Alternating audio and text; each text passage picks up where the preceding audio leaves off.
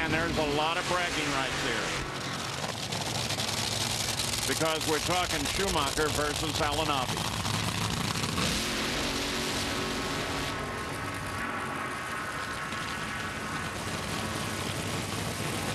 And as we said, both these guys have swept the swing. There they are, with Joe Amato, of course, sitting there on top all time. And Larry did it in 2003. Tony Schumacher did it in 2008. Much easier to do it in top field than it's funny car and pro stock, but it isn't easy in any category. And Mike Dunn, you know, these guys are both prolific winners, but today, because they race each other in the first round, one of them is going to go home early, and that will be a very bitter pill for one of these guys to swallow.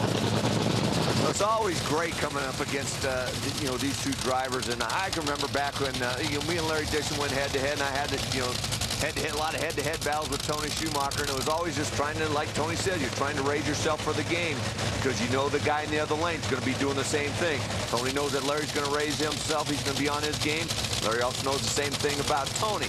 The fact is, Tony Schumacher, their team went down the racetrack on all 4 qualifying runs. They didn't run the numbers they were looking for, but they went consistent. Larry went 2 out of 4, but you can never count out Jason McCullough and that man right there, Alan Johnson, at being able to get that Eliminations car down very tricky conditions. You see Schumacher look at the camera. That is confidence.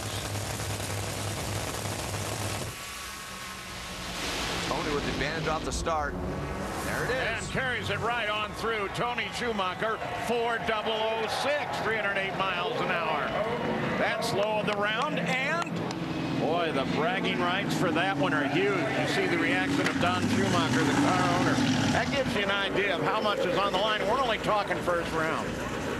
And I'm with Alan Johnson. Alan, first round at Denver, you know, your arch rival, but a bitter, very bitter pill to swallow to lose that round. You know, it's at the mountain here. Nobody likes to lose first round, and we knew they were going to be a formidable opponent. And you know, Larry's car just didn't get off to a good start this weekend. And you know, if you don't get a good baseline set early in the weekend, it's difficult to come back on Sunday. So we kind of set it up like Dell's car, a little bit more aggressive, but I don't know if it dropped a hole or just it might have just wore the clutch out. It's hard to say, but you know, go to the next race and do better. And this is a guy that has won so many races and so many championships. He certainly will be back on his feet at Sonoma with Larry. Absolutely. You can never count out Larry Dixon and Alan Johnson and Jason McCullough, but that Army car looked very good. Their best run of the week in that 4 flat to advance into the next round. To the top end, and Gary. Tony Schumacher already getting ready to the safety gear and the helmet, and boy, you give us a sense of how satisfying that is, because I know Dave talked with you prior. We talked with Dixon. For the fans, it just doesn't get any better than watching you guys in the first round. You know, I went to bed last night thinking we were going to be second pair. Just assumed, you know, you're going to get up, you're going to start it out, you're going to give the fans their money's worth right away. And then we get here and they tell me 8th pair, and you got to watch every run.